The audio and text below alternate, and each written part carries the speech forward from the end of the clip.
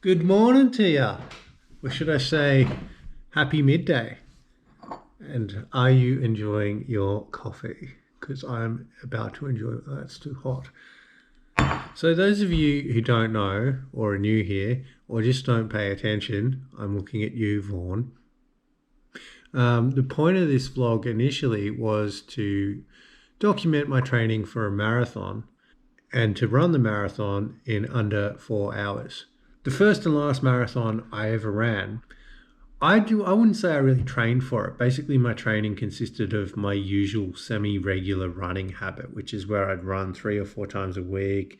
Then I get distracted or use life as an excuse and not run for another 5 days. And that's not really training for a marathon. That's not how to build fitness. You need to be consistent. This time, I think I've been a lot more consistent and I'm seeing the results. I'm a bit disappointed this week for not meeting my mileage goal. I could say I was just listening to my body, but really I was just being lazy and I was listening to my desire to drink more beer the other night. And then the next day I didn't feel like running because I was hungover as a lord. When people say listen to your body, like, you've got to tell your body to shut the fuck up. A junkie listens to their body when they're like, I want to have more heroin. Maybe it's time they told their body to shut the fuck up.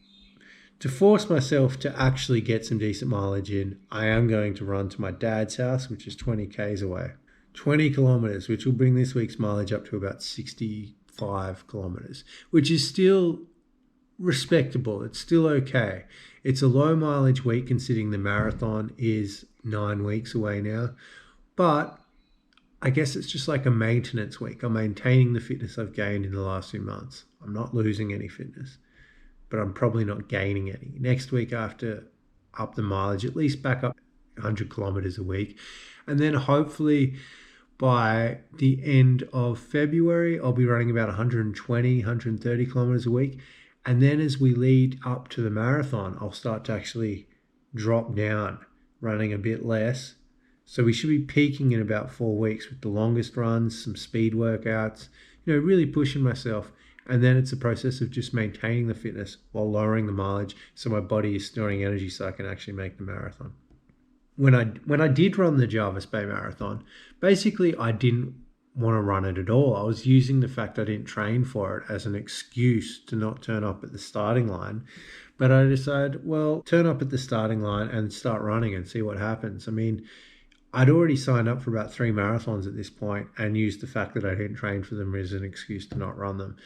It had been a goal of mine since 2010 to run a marathon. That's when I first started running and thinking I'm going to run a marathon, and just didn't have the discipline to run enough to ever do one. So 2019 Jarvis Bay, I turn up at the starting line, everyone's hanging out. I have a coffee, like I arrive about an hour early to get registered and stuff. And I'm not really a morning person, and marathons are always in the morning. Another excuse to just not do one.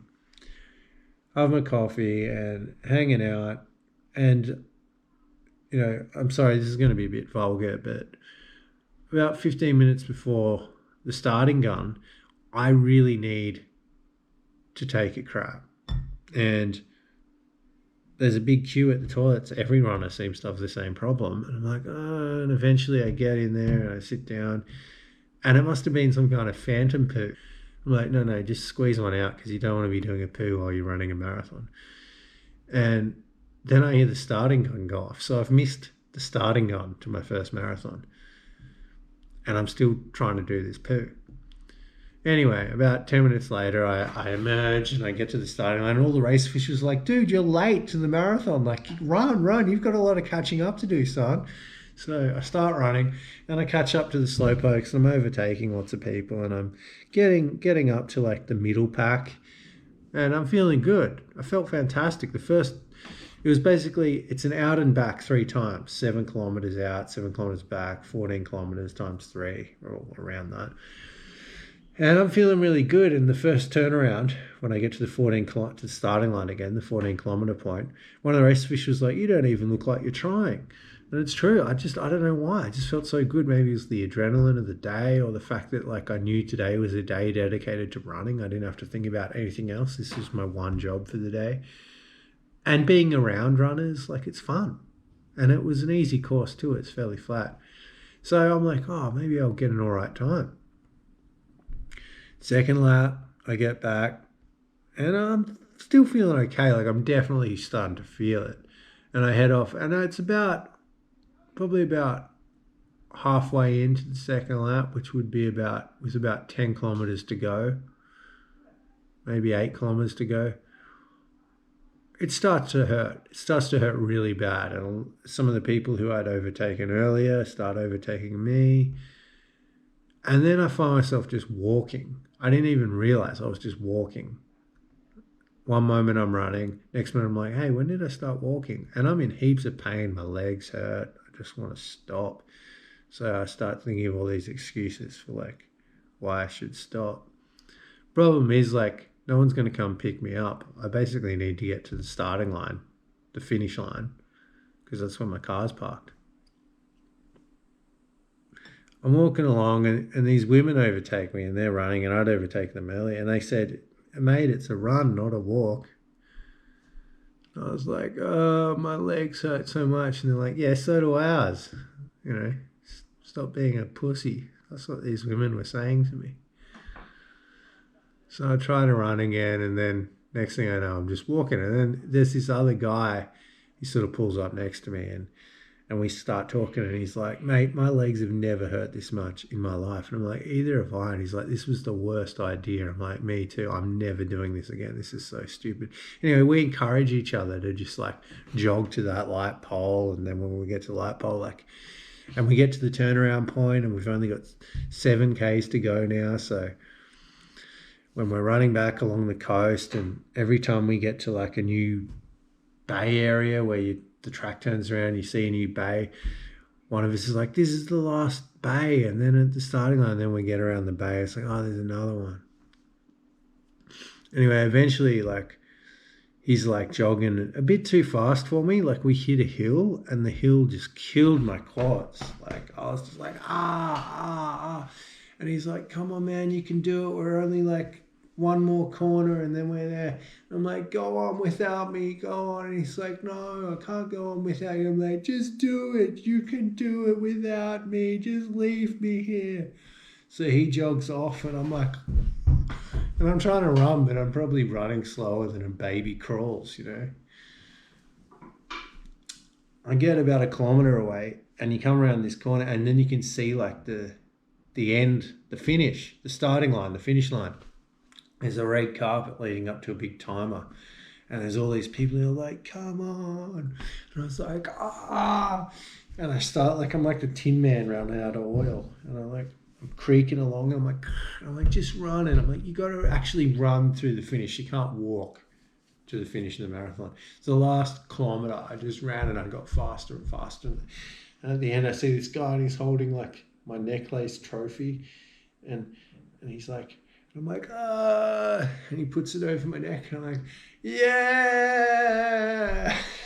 And the time was 4:54. So I did it in 4 hours and 54 minutes. So my goal is to do it this time in under 4 hours. And I'm actually training. And I know what it's like to hit that wall. But yeah, that feeling at the end. I looked around and the dude I was running with, he wasn't there anymore. And I had no friends there. There was no one there. And it's like, still I feel really good. And I just walked really painfully into the pub and ordered a schooner of beer. And I was like, oh. I sat down and had the best beer I've ever had. That was my first and last marathon. But the Canberra Marathon's in 8 weeks. And I really plan on kicking that thing's ass. So I'm going to keep updating my training videos, and maybe tomorrow you'll see what I did with the drone. But I just thought I'd share that story with you and ground the channel in its initial purpose, which is marathon training. Still doing a lot of music, and I'll show you more music, and I'll put my music over my runs and stuff. Got the piano set up. I've been learning some Beethoven. And that's the easy Beethoven in progressive order of difficulty. So this is the first one, and it's still really hard because Beethoven was a little smart ass. Keep watching. keep running, keep doing whatever you're doing, and remember to hit the subscribe button if you're not subscribed. I see that about 60% of people who watch these videos are not subscribed, and it really helps me if you subscribe. If I could get to that 1,000 subscribers, it helps put my videos into the algorithm so more people watch, and I can get this motivational message out to more people. All right, peace.